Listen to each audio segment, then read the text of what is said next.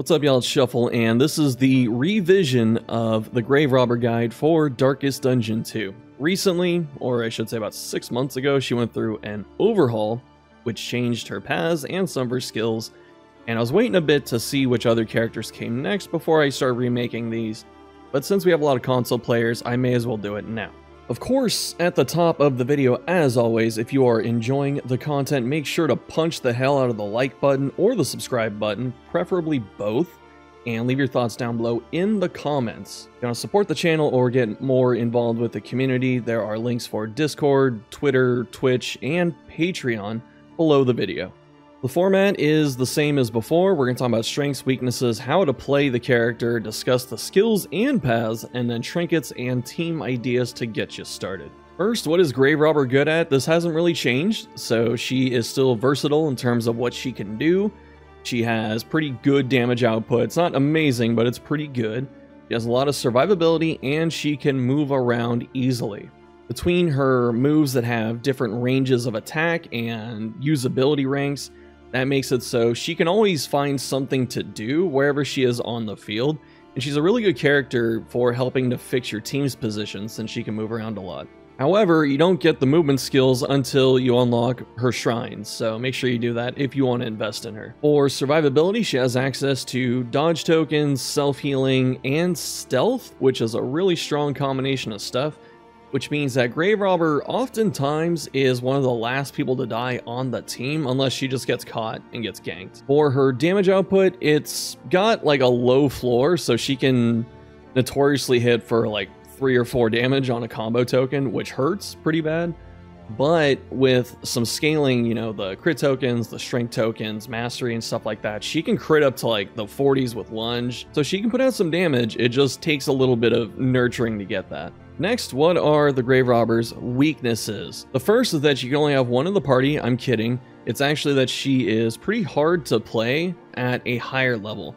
If you want to just stick her in like rank 2, 3, or 4 and just throw darts and knives and use pick and stuff like that, very simple. But if you want to get the most out of this character in terms of the utility, the movement, and the burst damage and all that, you have to kind of build the team to compensate her, but also you have to know when to do these things, and it's not readily apparent, which is probably why you're watching this guide. Her next weakness is she's a bit mastery hungry. She really wants those early points that you get because her damage goes up quite a bit from mastery. A lot of her crit rates increase by 10-15%, which is massive. Her damage goes up, obviously, and then sometimes she gets access to different effects with mastery. And then finally, her moves, like Absinthe, that give her dodge, you can upgrade those to Dodge Plus, and Dodge Plus is way better than Dodge. The final weakness is that even though she can put out some really good damage, she is very crit reliant. She can't generate her own crit tokens, so if she's not getting fed combo and she's not getting those crits, she can really underperform compared to some other damage dealers that exist already. I'm not going to say she's outclassed by Highwayman. In no way am I going to say that. It's just that Highwayman's damage is more consistent and easier to get out than it is to get Grave Robbers. But Highwayman also doesn't have the massive amounts of self-sustain, so it's not like you can interchangeably throw these two around. How do we play this character? So in 3 bullet points, you have to decide if you're dancing. Make sure that the team can accommodate it. It doesn't have to go through this whole process where you plan out meticulously everyone's turn order and what moves they're doing on those turns and stuff. It's mostly just if she's going to move from, for instance, the back rank to the front, you have to make sure that she doesn't mess up the characters that she's displacing. I promise it's not as hard as you might think it is, but you do have to pay attention a little bit, and that might not be readily apparent. Next thing to have on a Grave Robber team usually is combo generation. She can't make it herself, but she loves to consume it, so characters that can make combo easily, such as Occultist, Jester, for example, those characters, and even Runaway, so those are 3 characters immediately that can really help her out for damage. The final thing to consider is her utility. You don't need to stack 5 damage moves on her. You're kind of wasting slots if you do that. Usually she needs 2 or 3 damage moves, And then you want other stuff for utility. So you want Absinthe, maybe if she is expected to get hit a bunch. You can use repartee for some shenanigans we'll talk about later. Dead of Night is always a good move to have because a lot of enemies have corpse interaction. And then finally, some of her moves double in both utility and damage, like lunge and pirouette. They do damage, but she also moves around while doing it. For me, what this ends up leading to is I pick a damage move specifically that I want her to use for like most of the game, and then if I get the points, I'll master something else. But usually it's either poison darts, lunge, or thrown dagger. Unless you're venom drop, then it's flashing. Now it's time to talk about the grave robber abilities and the paths. We'll show off the palettes and stuff too. So for base abilities, there's also her base outfit. So if you remember DD1, this is the first outfit she has, so it's usually the iconic one. But for moves, pick to the face, I don't think this changes on any path. This is pretty solid for getting through block and having some okay damage. The crit rate's okay, the damage is okay, and it does consume combo, but it can hit pretty hard. Like, with setup, this can hit, you know, 18, 24 even, so it does hit surprisingly hard. And the block removal's not massive, but there are some instances where it's really good, like the bandit cannon gets blocked, the tangle soldiers get blocked, some enemies can generate it other ways like evangelists, so there's always stuff to block pen is what I'm trying to get at. Thrown dagger, I really wish this was called dagger throw because thrown dagger just sounds weird coming off the tongue. It's been that way since like 2015, but not changing. The Wanderer base version hits okay, but this is another example where I'm saying you probably want to master it because the increased crit rate going up to 30 is pretty noticeable. And with, you know, quirks or torch and combo and stuff like that, your crit rate can get up to like 85, 90, 98, even on combo, which is good. And so being able to ignore guard just all the time is surprisingly helpful. There are a few enemies that guard, so getting past that's great. Ignoring dodge on stealth, you know, gotta have a little bit of foresight, but dodge is pretty common, and that helps out. And then, like I said, decent damage that hits rank 4. That's the important one to hit. Flashing daggers, this isn't great outside of, like, some of the paths. Like, it's okay, Wanderer. You know, the damage is solid, then it ignores dodge and stuff like that. It used to be way worse, so it is good that it's buffed. Like, the average damage coming out of it is, like, 8 to 12 on 2 characters, so not bad when it's mastered. But usually in Darkest Dungeon, it's better to single fire stuff down instead of like cleaving everything together. Poison Dart, this is the best move she has for a long time, just because it's consistent damage, it hits every spot, and it's just overall a good move. Then it gets the combo crit bonus. And I think early on, when you're playing this character, this is like the move to crutch on. Especially because in the first couple regions that you get access to, Sprawl and Tangle, there isn't really Blight Resist that you have to worry about. So this is a really good move to build on. Absinthe, this changes on a few of the paths or all of the paths, I can't remember, but this is a really good move. It's a strong self-heal, or you can hit it for the buffs. And getting dodge and speed, even without healing, is sometimes really good. Dead of Night. This is a fantastic move. You can use it anywhere. You clear corpses. She heals a bunch. There's no cooldown. And when it's upgraded, she gets stress healing and 2 stealth. This move is surprisingly good. So usually this is better at keeping her alive than Absinthe, but Absinthe has other application. Glint in the Dark. This is a really cool move that I think people overlook at first because you can't use it out of rank 4, which is a bit weird. But it hits decently hard, it ignores stealth, and it has execution. So execute 1 is not great. Execute 2 is insane. It's kind of weird that the extra thing of it, you know, is the extra number is really good. And then execute 3 isn't normally super needed. There are only a couple enemies that get 3 death armor, but, you know, the times you hit it, it's fantastic. And then we have Lunge. This is her first mobility skill, and it's one of her iconic skills, so hits pretty hard.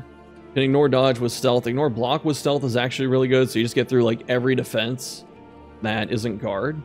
And the apply on crit knockback 3 or knockback 2 is pretty interesting. It's not the most useful, but like when it goes off, it goes off. Normally with this move, you're trying to hit the third rank person. So like enemies go 1, 2, 3, 4. Trying to hit that one near the back of the party. All right, we have a special guest for a second because he wants lunch. But with Pirouette, it hits the front two, and that's okay. I mean, sometimes you get like the Tangle soldiers that spawn with block and stuff, or Evangelists, so it's not the most useful, and it does apply some hefty debuffs. Like, I would not use this on Mastered, I think, just because, you know, with Stealth, you can not stun and daze yourself, but the only way to get Stealth while being up front is to either have someone move past her, use an item, or Dead of Night. So when you get this Mastered, you apply the debuffs instead, which is way better. But honestly, this is a little bit hard to thread the needle with, so I don't use it too much. But when you get some upgrades and stuff, or like bonus damage, it's really good. This is when I go into editing and I realize that the Pirouette audio is scuffed because my cat was in front of the microphone acting as some kind of sound dampener. But yeah. Rep RT, it was cool. It's gotten a lot better than it used to be. And you get the dodge with taunt. I wouldn't use this unmastered at this path, or on this path, just because dodge isn't great. Dodge plus is way better, as I said before.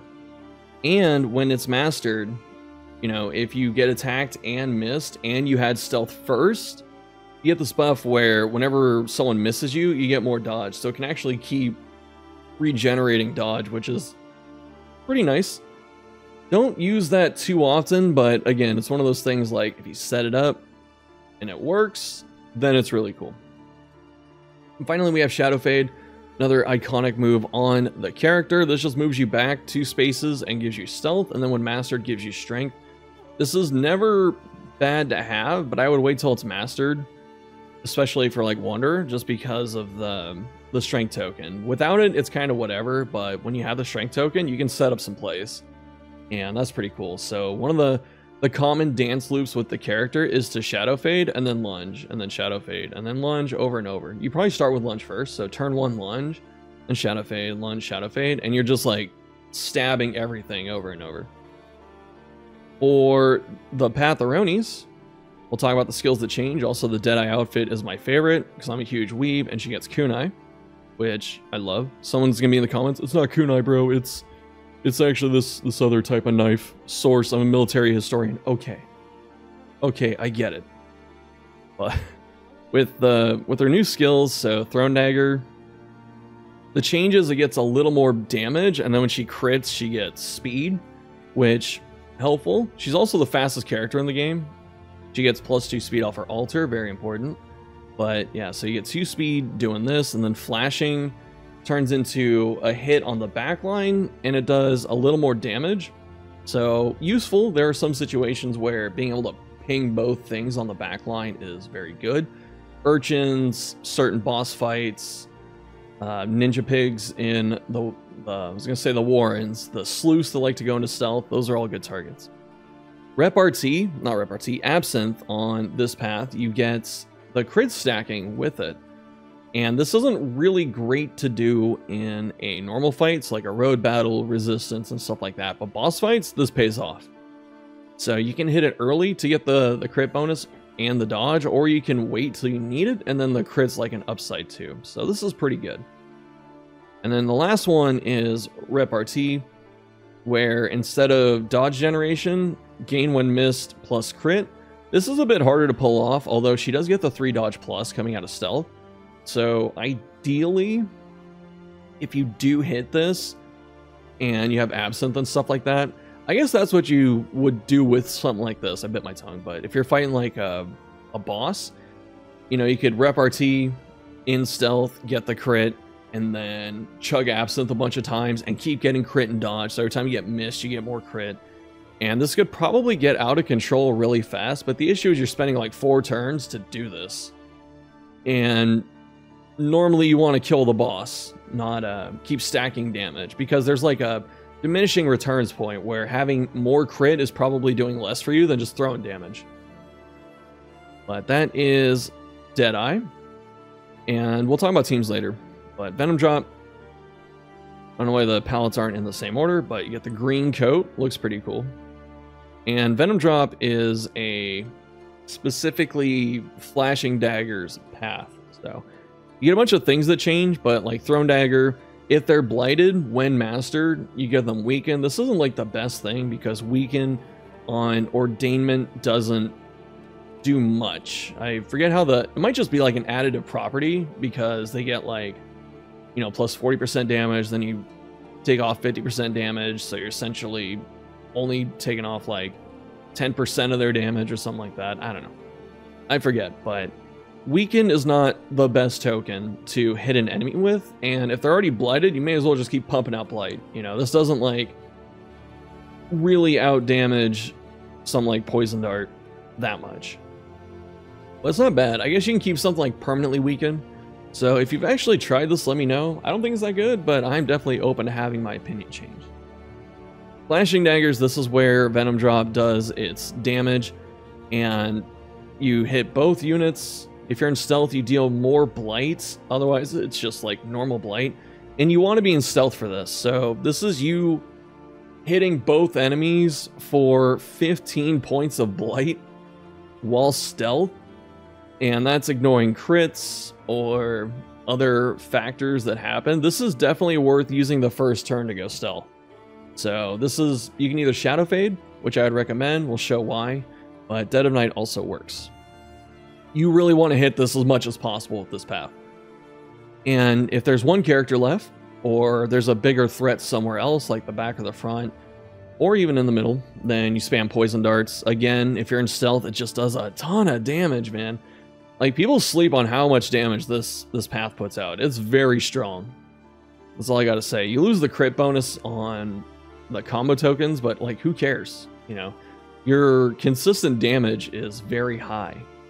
So like having this blight in stealth, so you know, 7 damage over 3 turns. Every time you hit something, it's like minimum 21 damage if the blight goes through. Crazy. This Absinthe is surprisingly okay. You don't get the dodge anymore, but the threshold on when you can use it goes up to 50, which is important. So you can heal sooner with it. And the regular version isn't the best, but it's also not quite worth the mastery until like late game. Like if you're at the end of the run or you have a ton of mastery, then upgrade it. But otherwise, you know, removing Blight's not super common outside of like Creature Dens and the Fetter. Light Res, helpful, but again, not amazing. But the upgrade where you remove all the dot effects, that's pretty good. And like I said, you heal more. And then lastly, we have Shadow Fade.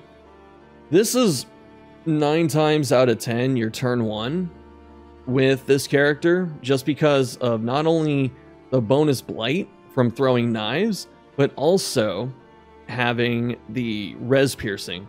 So 20% is a solid amount of res piercing, because a lot of enemies find themselves at like 25, not 25, like 30, 40, sometimes 50.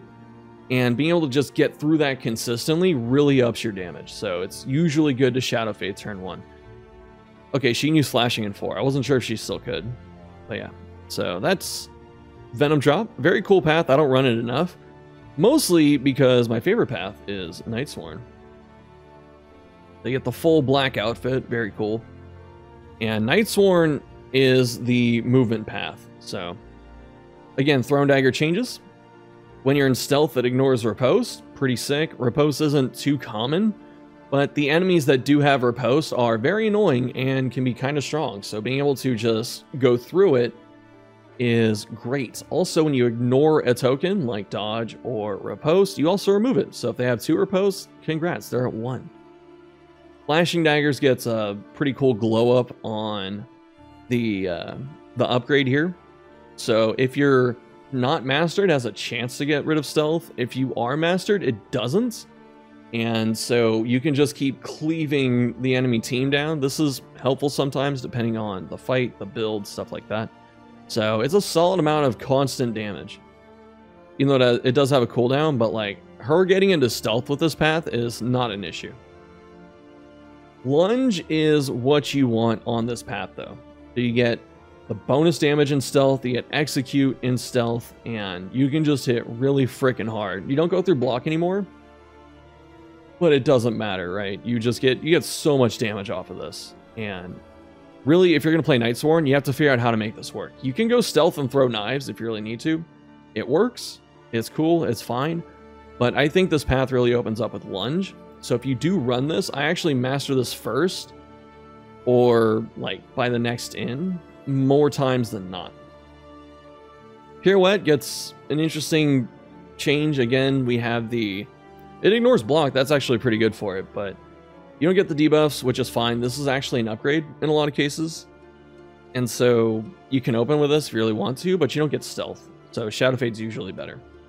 Otherwise, it's cool. You know, if you can get yourself into stealth, which is easier with this character or this path, then you can get a lot of use out of this. The reason stealth becomes easier with this path is Rep RT.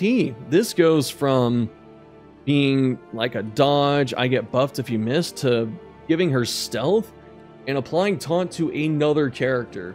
So you can just force damage wherever you want because they can't hit her all of a sudden. And also you can force damage on a different target entirely, which can be good. It can be really good, especially because taunt is just such a strong token right now. And every turn you get stealth. And then every turn, you remove stealth, but it lasts for 3 and then 4 rounds, which means you're always in stealth. So this is actually a really good first mastery point if you're going to run this. It's, in most cases, better than lunge even, but I do like lunge for the damage. But yeah, so you go into stealth, keep throwing out your empowered skills, ganking stuff, forcing damage on your tanks. Life is good. It's a really, really, really, really, really, really, really, really good change for this move, and honestly, it's thematically cool, it's powerful, and it's kind of the driving engine of Nightsworn. Then you get Shadow Fade, which doesn't change, but you still get that Strength token, so being able to go back 2 spaces to reset lunge, you get Strength, and then you have plus 50% damage on top. You see where this goes. You hit hard. Suddenly that execute 1 becomes pretty relevant because you can actually burst someone down from like 30 health. Even higher. So I love Nightsworn a lot. For a base Wanderer team, you actually can't go wrong with the starter team. The starter team is surprisingly good. So if you don't know what to invest in, it's always safe to invest in this comp. And if you're just looking at the starting skill she gets, or maybe you give her a shrine and she gets, you know, Dead of Night, then this is pretty much what you're running. You just stuff her into like rank 3. 2 works, rank 3 is fine as well. You could run it like this, and the name is not in reference to me, but it's there. And with Highwayman, you can use Duelist Advance, but otherwise, yeah, she just sits here, chucks darts, drinks booze, hits picks sometimes, and it's good. It's solid, it's straightforward, it's very easy to pilot, and you can run the starting 5 or 6 skills on every character to make this work. So, like I said, solid, good, works, doesn't really have any drawbacks. No real strengths either. It's kind of the Wanderer special. Since we're talking about path builds for the character now and teams, I'm going to assume that you have some shrines unlocked and other characters unlocked. So we're going to kind of up the power level of stuff we're working with, which means that with Deadeye, she has a couple shrines, and the other characters are going to have shrine unlocks and paths as well. So with Deadeye, you want to focus on Throne Dagger. This is the bread and butter. Flashing is good. I don't know if you master this. Really depends on how the team's doing. But I probably master Throw Dagger first. And then your other 2 moves, you have Absinthe, just for the self-heal, the random crit and dodge. Dead of Night to go into stealth, to protect yourself, and also just keep healing. And the other reason is to get Glint in the Dark setup. So being able to go into stealth and throw this and execute stuff can be really good. There are a lot of times this is helpful. And you could run Rep RT, but it kind of doesn't fit that well. You'd have to get rid of like Glint and then run it like this, but then you can't hit rank 1, so you have to like change other stuff. And this path needs to be in the back. It has to be in rank 3, so the whole Rep RT dodge spam playstyle for buffs isn't great, There are things you can do. You know, you could put her up front for like turn 1, get the dodge set up, and then shadow fade back and stuff like that. But at that point, you're just spending so many turns to do like one thing, and it's not worth it in my eyes. So I would normally run it like this, and it's good enough. You can also throw Thrown Dagger out the window and get Poison Dart, just because this move's always good. So you can also use that as a stand-in for damage. But, you know, if you're going to play the path, you probably want the path skill, so I'd recommend this. For the rest of the team, like I said, we're going to upgrade the power level a little bit. We have a Ravager Hellion with a couple unlocks here, just because she hits really stupid, dumbass hard. And being able to do that paired with Deadeye can be really good. So you have a team that covers a lot of space, does a lot of direct damage to that space, and has a good amount of survivability. Man-at-Arms can come in as the tank. Probably should change his outfit, but I like Sergeant. This might invalidate his path choice specifically when the path rework comes out very soon. But other than that, I mean, you could run anything. I just think Sergeant is solid in terms of just being a good support unit. And I would run these 5 skills with him in rank 2. And then finally we have Plague Doctor with Alchemist. This is the best path she has, so if you want a power game, use it until it gets nerfed. And then you run the Blight setup with the 2 heals, and then your choice of 5th move, you can get Magraine for, you know, Corpse Clear. Disoblast if you really want it. Ounce is okay, especially upgraded, and Creature Dens and stuff like that. Or just something to buff with. Or even Blind. You know, there are a few things you can do, but that's the core. And otherwise, with this Grave Robber, you're just chucking daggers the whole time, and stealth when needed, or heal when needed. Something I do want to mention, because I don't want to just focus on Plague Doctor and Man-at-Arms the entire time, as easy as that would be. You can actually throw pretty much any character into the back of this party, as long as they can provide some healing, and it works. You don't even really need dedicated healing. You could run Occultist on Ritualist, and get the buffed curses. So, you know, more vuln, defense shredding, and then you get, you know, free combo, offense shredding, and that's really good for pretty much this entire team. The healing's inconsistent, but like the mitigation is so good, or the damage potential is so good that you can blow stuff up before it matters. And then you get, you know, Abyssal Artillery. If you want to cleave the back line, you can also use Demon's Pull to clear corpses. And if you're feeling really crazy, you can eventually swap some stuff around, and like if you're on the final boss, you know, you go like Chaotic Offering, Malediction, so you can just really pump out damage over time onto enemies, or Burning Stars. But Occultist isn't the focus of this video. You can throw Vessel back here. It can be Wanderer. This is my Chaplain memory Vessel, but you can do Wanderer and run the good stuff as well. So actually something like this works. You can also run Guard instead of something else, like maybe Comfort. And then you get the Stress Heal on upgrades. So the back slot in this team is very flexible. So try stuff. A lot of stuff works. And it's all pretty solid for the most part.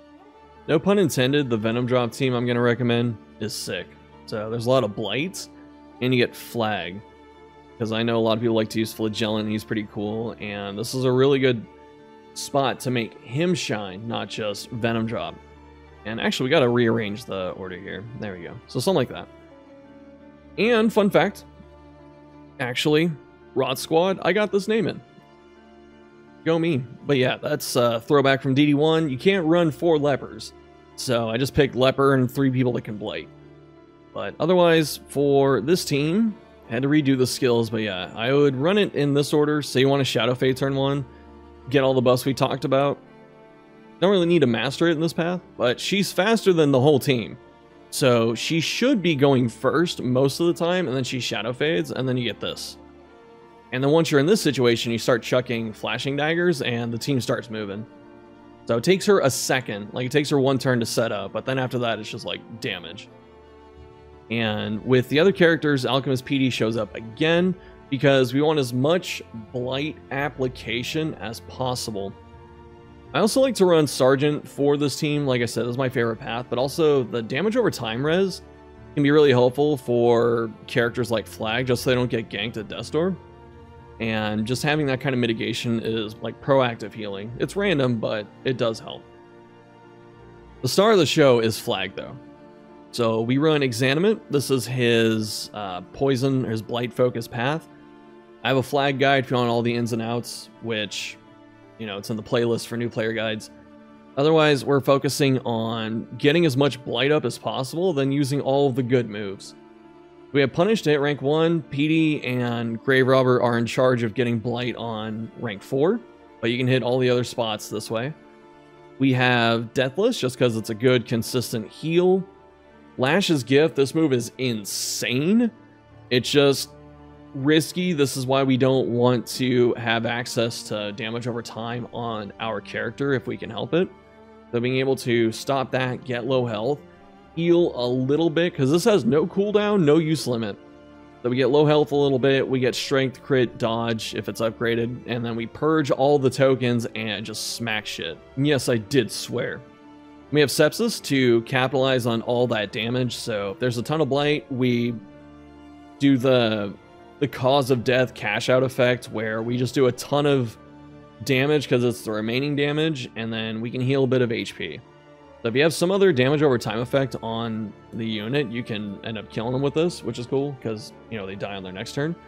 Otherwise, a ton of damage, you know, some healing, and it's a good closeout for a lot of stuff, especially if they don't have death armor. Necrosis, though, this is the move. So Flag doesn't hurt himself using this like he does for most of his other stuff. This is the move I'm trying to get at with this entire build. It's like based around Necrosis, which is a late shrine unlock. It might be his last one. But if any target has Blight, Flag hits them with this move. So you see that we have a team that can put Blight on everyone very fast. So turn 2, turn 3, and beyond, you can keep hitting this move over and over. Even though it has cooldown 1, but like every other turn. And it heals them instead of damaging. So this just bursts down enemy comps so fast. It's actually one of the most efficient cleaves out there. And since they have to have Blight, you know, you're doing all this damage, they're getting low health, they hit Death's Door, and they just die to Blight. So it's really, really fun and really awesome. It also scales very well. So if you have a way to get vulnerable out there, it's good. If you have Lash's Gift and you're giving yourself strength and crit all the time, you know, you could theoretically get low health, lash necrosis over and over if he keeps getting hit. And it's nuts. Like, this can hit an entire enemy team for like 20 damage, you know, if there's Vuln involved or Bloodthirsty or something like that. It is fun as hell. This last team is going to be super spicy, and this is not necessarily the most optimal, you know, you win every single game type of setup. This is just to show you some stuff to give you ideas and brainstorm a little bit, because this works, but it's also really just pushing the limit of what you can do with a Grave Robber centered team. And so we're using Nightsworn. This is the movement path, and we're focusing on getting stealth generation like Rep RT. So this is probably our turn 1, especially upgraded. Very good. Lunge also deserves a mastery very early, and the whole point of this is to try and get as much stealth up as possible and then move around and blow stuff up. So for the other moves, we're going to use Pirouette just because I haven't really given it a chance here. This is probably the best use of it, so we're going to use that.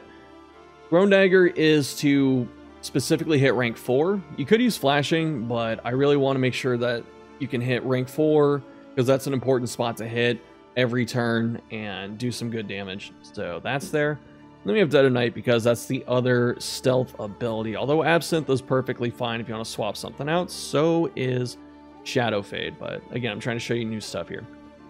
The team itself, we're running something like this. So the whole goal is to have a riposte hero to dump the taunt onto, and Rogue Highwayman's very good at that. Yellowhand also good at that because the riposte bleeds when you use that path, but for intents and purposes, we're using this. Also, this riposte generates combo sometimes, which is helpful. And also, I like Rogue. I like all the Highwayman paths now. And with this, the goal is going to be to use some of those new skills. Grave Shot, not necessarily super duper needed, but it's here because it gets altered. Then you have Duelist Advance, gives you block, pretty helpful. Pistol Shot's there for the reach and the random stun if there is a combo token. Wicked Slice upgraded gets Execute 2, which is incredible.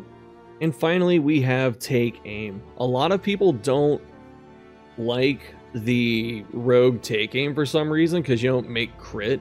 Just keep making riposte. But honestly, if you have a way to feed him attacks, you know, with taunt and stuff like that, you know, it pays off. And this is just something I think is really fun. Your riposte damage goes up when it's mastered too, so you just keep constantly throwing it out, almost to the point where you don't need Duelist Advance. So if you want to swap that, like Grape Shot around for like other stuff, definitely can. Things like Point Blank Shot, maybe, if you want to.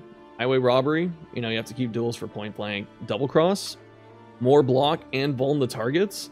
So you can really set up some big damage with this, and I like that. Next is Banneret Crusader, and we're focusing on trying to keep him in the middle, but being able to do as much stuff as he can. So Banneret normally is more of a Omni rank or backline focus path, but we're going to assume he's always in the middle. So for this, we're using Battle Heal because it can be used anywhere with this path, so it's pretty solid. He is our stress healer. This is his most important job. And if you don't want to run him, I'll give you some other ideas. Usually it's Man-at-Arms, so be prepared. And then we have Bulwark. This is the strongest and most ridiculous move this character has, just because you get a ton of regen, taunt, and block. And I don't think people understand that enough. Holy Lance to move around if he really gets too far back, like if he gets knocked to rank 4 and stuff. And then we have Stunning Blow if there's just random combo laying around, so he can just get a free stun. And be surprised how often that actually opens up for you. And finally, we have Runaway on Arsonist. This is just the Firefly spam build, so you just keep throwing this for burn damage on whatever target needs it the most. Smokescreen to really jumpstart damage and mitigate damage incoming with characters, and this is a really good move. Cauterize because bleed is the most common damage over time effect, so this usually finds use. I don't master this anymore. Control Burn, really good for bosses. The Res Piercing only applies when she puts it down, not every turn after, so it's only once. And then finally, Run and Hide just to keep her alive and get back into different spots. Also to keep her in stealth to force damage into our riposte characters.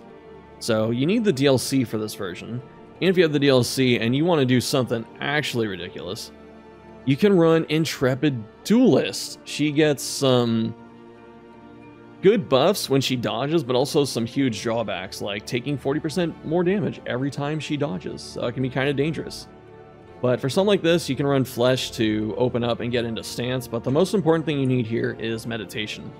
So meditate when there is a good first mastery point. So if you're in aggressive stance, which is what Flesh does, or prep if you want to do that, you get Riposte.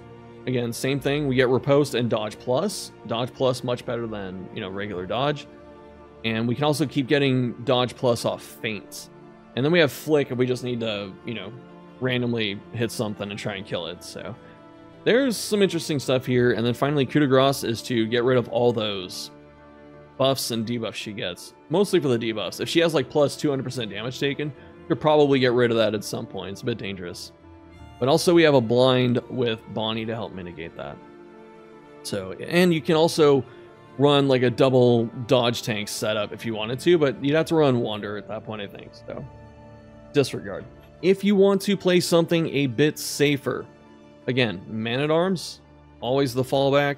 If you want a different healer, you can also run Occultist, and these two can handle getting moved. You know, it doesn't matter where Grave Robber's at, because Occultist can mostly do his same stuff. So that's very helpful.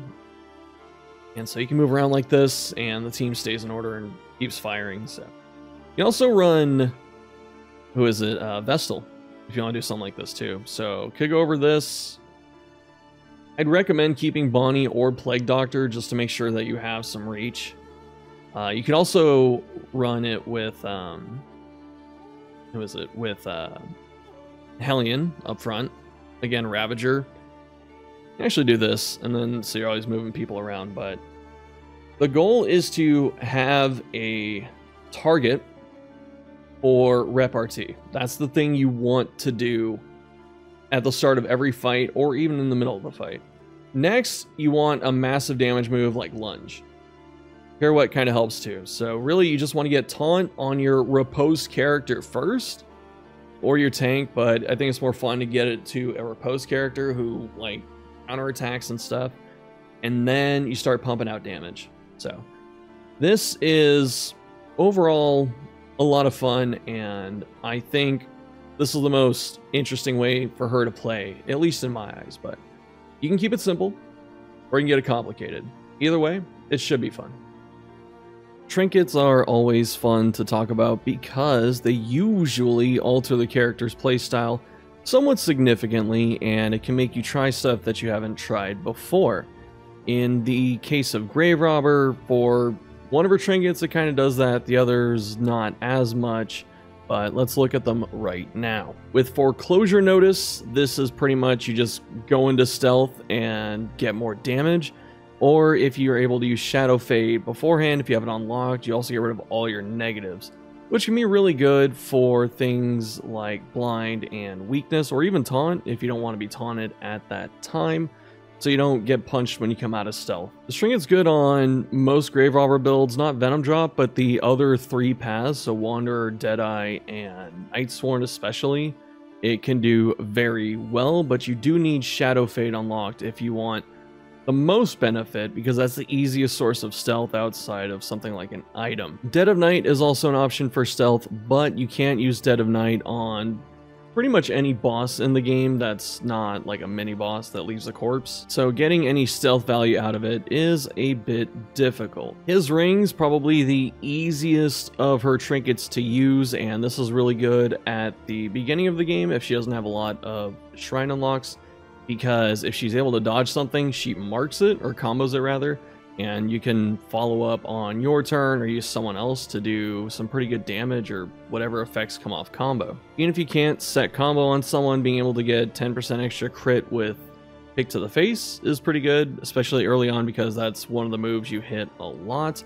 Dead of Night is your first shrine unlock, so being able to get some extra currency is also nice, and the downside is not too steep. The way to play it is to either have Absinthe, preferably upgraded, or Repartee if you have that unlocked, preferably upgraded as well to get Dodge Plus, or if you have a bunch of blinds you can throw at the enemy, then you get a lot of consistent combo generation, especially with Repartee because you taunt yourself and that gives more chances to get hit. The best path for this trinket is probably Wanderer, because that's the easiest way for her to become a dodge tank, especially if you want to run her up front, because then you can spam Pick to the Face. The other paths can make it work, but normally she's not trying to be out there exposed to getting hit, so you're not trying to get hit and dodge that. Overall though, it's solid, it's easy to use, and if you find it and you want it, then pick it up.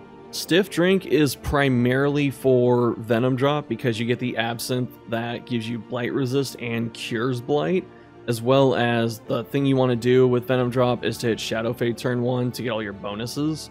And then you have this, and you just do a bunch more blight damage. However, it's actually not that bad to use if you don't have a lot of unlocks either, because any crit she does can apply extra blight. That's never a bad thing. If she's in stealth, then she gets extra blight dealt. So if you want to go into stealth and throw poison darts, you know, you don't have your shrines unlocked, you just have Dead of Night. So you hit Dead of Night, and then you throw poison darts, and you do a little bit of extra blight. This is another really straightforward trinket, and easy to use, goes on mostly any path, honestly, if you wanted to do that. Even Nightsworn, if you go into stealth and get a crit, you should get that 2 blight instead of 1. The other thing that's kind of nice about Stiff Drink is that none of the effects are random. There's no chance to not get Blight from Absent, no chance to deal extra Blight, no chance to deal the crit Blight. So it's easy to plan around. You know what's going to happen whenever you have those conditions met. Alright y'all, that's going to do it for the video. Thanks for watching. Make sure to check out the box below for all the cool links for community stuff or supporting the channel like Patreon. Make sure to drop into Discord and Twitch, or watch the streams on YouTube. But either way, if you want to see more content from the show, you have to hit the subscribe button. Preferably the bell as well if you want the notifications. The bell on YouTube, much more gentle to hear than the death door bell when someone's trying not to die in Darkest Dungeon. So I recommend that over tanking Deathblow. The next hero guide to be updated will be Highwayman. I'm going to work on that after this one, so it should come relatively soon. Otherwise, thanks again for watching, and I'll see you next time.